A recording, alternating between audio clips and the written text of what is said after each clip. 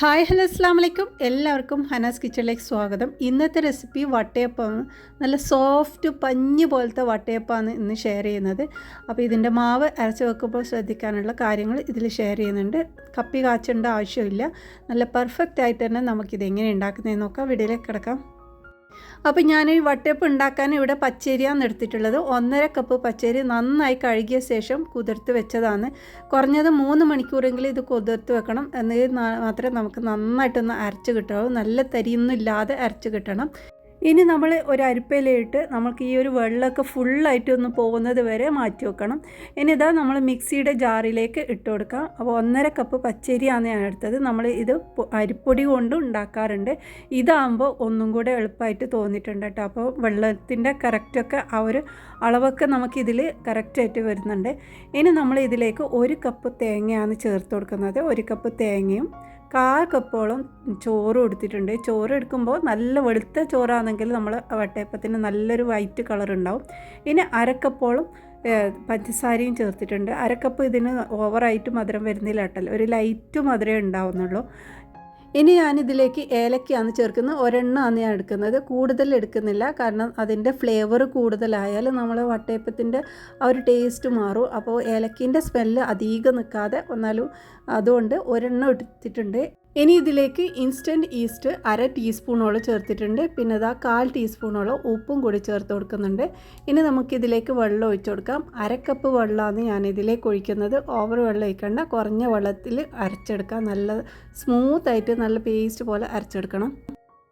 അപ്പോൾ നന്നായി അരച്ചെടുത്തതിന് ശേഷം ഒരു വലിയ ബോളിലോട്ട് ഒഴിച്ചു കൊടുത്തിട്ടുണ്ട്. അപ്പോൾ ഇത് നല്ല കട്ടിയിലാണ് ഇപ്പോൾ ഉള്ളത്. 1/2 കപ്പ് വെള്ളത്തിലാണ് നമ്മൾ അരച്ചെടുത്തത്. അപ്പോൾ ഇത് 1/4 കപ്പ് വെള്ളം ഞാൻ ഈ ഒരു മിക്സിയിലേക്ക് ഇട്ട് അതിൻ്റെ വെള്ളവും കൂടി ഒഴിച്ചു കൊടുക്കുന്നുണ്ട്. ഇനി ഇത് നന്നായിട്ടൊന്ന് ഇളക്കിയെടുക്കാം. നമുക്ക് കൈയോട് ചെയ്യുന്നതായിരിക്കും ഒന്ന് നല്ലത്. അപ്പോൾ ഇതുപോലെ നന്നായിട്ട് മിക്സായി വന്നിട്ടുണ്ട്. ഇനി നമുക്കിത് നല്ല ടൈറ്റായിട്ടൊന്ന് കവർ ചെയ്തെടുക്കാം. അപ്പോൾ ഇതുപോലത്തെ പ്ലാസ്റ്റിക് റാപ്പ് കൊണ്ട് ഒന്ന് കവർ ചെയ്തെടുക്കുന്നതായിരിക്കും നല്ലത്. ഇനി ഇത് നമുക്ക് ഒരു ചൂടുള്ള സ്ഥലത്താണ് വെക്കേണ്ടത്. അപ്പോൾ നല്ല രീതിയിൽ പെട്ടെന്ന് പൊങ്ങി വരും. അപ്പോൾ ഇതാ നമ്മുടെ മാവൊക്കെ ഇവിടെ റെഡി ആയിട്ടുണ്ട്. നല്ല രീതിയിൽ പൊങ്ങി വന്നിട്ടുണ്ട്. ഇത് 2.5 മണിക്കൂറാണ് ഞാൻ ഇതുപോലെ വെച്ചിട്ടുണ്ടായത്. അപ്പോൾ ഓവൻ്റെ ഉള്ളിലാണ് വെച്ചത്. ഇവിടെ കുറച്ചൊക്കെ തണുപ്പുണ്ട്. അപ്പോൾ ഇതൊന്ന് നേരെ പൊങ്ങി വരാൻ വേണ്ടിയിട്ട് ഞാൻ ഓവനിൽ വെച്ചതാണ്. അങ്ങനെ ആകുമ്പോൾ പെട്ടെന്ന് റെഡി ആയിട്ടുണ്ടാവും കേട്ടോ. അപ്പോൾ ഇനി നമ്മൾ ഇത് ഒരുപാട് സമയം ഇളക്കാൻ പാടില്ല. ഈ ഒരു പതയൊന്നും പോവാത്ത വിധത്തിലാണ് നമ്മൾ എടുത്ത് വെക്കേണ്ടത്. അപ്പോൾ അത് മാറ്റി വെക്കാം. ഇനി നമ്മൾ ഇത് ഉണ്ടാക്കുന്ന പാത്രത്തിലേക്ക് കുറച്ചൊന്ന് ബട്ടർ തടവി കൊടുക്കാം. അപ്പോൾ ഇത് ബട്ടറൊക്കെ തടവിയ ശേഷം നമ്മളിത് ആവിയിലാണ് വേവിക്കുന്നത്. ആവിയിൽ വെള്ളമൊക്കെ തിളച്ച് വരുന്നുണ്ട്. ആ ഒരു സമയത്ത് നമ്മൾ ഈ ഒരു പാത്രം അതിലേക്ക് ഇറക്കി വെക്കണം.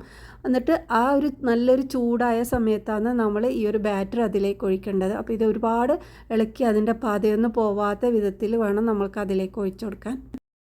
അപ്പോൾ ഇത് മാവെല്ലാം ഒഴിച്ചതിന് ശേഷം ഇതൊന്ന് കവർ ചെയ്തെടുക്കുന്നത് നല്ലതാണ് കേട്ടോ. ആവിൻ്റെ വെള്ളമൊക്കെ വീഴുന്നതിന് വേണ്ടിയിട്ട് അങ്ങനെ കവർ ചെയ്തെടുത്താൽ നല്ലത്. ഇനി ഒരു 10 മിനിറ്റിന് ശേഷം ഞാനിതിലേക്ക് കുറച്ചൊന്ന് ടൂട്ടി ഫ്രൂട്ടിയും കൂടി എടുത്ത് കൊടുക്കുന്നുണ്ട്. ഇത് ആവശ്യമില്ല, നിങ്ങൾക്ക് ഇഷ്ടമാണെങ്കിൽ ഇങ്ങനെ ചെയ്ത് കൊടുക്കാം. അപ്പോൾ പിന്നെ നട്ട്സാണ് നമുക്ക് ഏതാണെന്ന് ഇഷ്ടമെന്ന് വെച്ചാൽ അതിടാം. അപ്പോൾ അത് ഇട്ടതിന് ശേഷം ഒന്നും കൂടെ അടച്ചിട്ട് നല്ല മീഡിയം ഫ്ലെയിമിൽ ഒരു 1/2 മണിക്കൂർ വരെ വേവിച്ചെടുത്തതാണ്. അപ്പോൾ നല്ല രീതിയിൽ വെന്ത് കഴിഞ്ഞാൽ സൈഡെല്ലാം ഇതുപോലെ ഇളകി കിട്ടും കേട്ടോ. അപ്പോൾ അതാണ് ഇതിൻ്റെ കറക്റ്റ് പാകം. അപ്പോൾ ഇനി നമ്മളിത് ചൂടാറിയതിന് ശേഷമേ കട്ട് ചെയ്തെടുക്കാവൂ. നല്ല ചൂടാറണം. അപ്പോൾ ഇത് നല്ല ചൂടാറിയ ശേഷം നമുക്കിത് കൈ കൊണ്ട് തന്നെ സൈഡെല്ലാം ഒന്ന് ഇളക്കിയെടുത്തതിന് ശേഷം ഒരു പാത്രത്തിലേക്ക് മാറ്റി കൊടുക്കാം.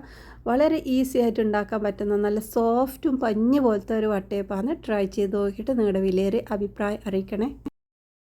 അപ്പോൾ ചാനലിൽ പാലപ്പത്തിൻ്റെ റെസിപ്പിയും അപ്ലോഡ് ചെയ്തിട്ടുണ്ട്. പാലപ്പം, വെള്ളപ്പം എന്നൊക്കെ പറയുന്ന അതിൻ്റെ റെസിപ്പി അപ്ലോഡ് ചെയ്തിട്ടുണ്ട്. അപ്പോൾ അത് കണ്ടു നോക്ക്. പെർഫെക്റ്റ് ആയിട്ടുള്ള റെസിപ്പിയാണ്. അപ്പോൾ ഇന്നത്തെ ഈ വീഡിയോ നിങ്ങൾക്ക് ഇഷ്ടമായിട്ടുണ്ടെങ്കിൽ ലൈക്ക് ചെയ്യാനും ഷെയർ ചെയ്യാനും സബ്സ്ക്രൈബ് ചെയ്യാനും മറക്കല്ലേ കൂട്ടുകാരെ. ഇനി അടുത്ത നല്ല റെസിപ്പിയുമായി വീണ്ടും വരാം. ബൈ.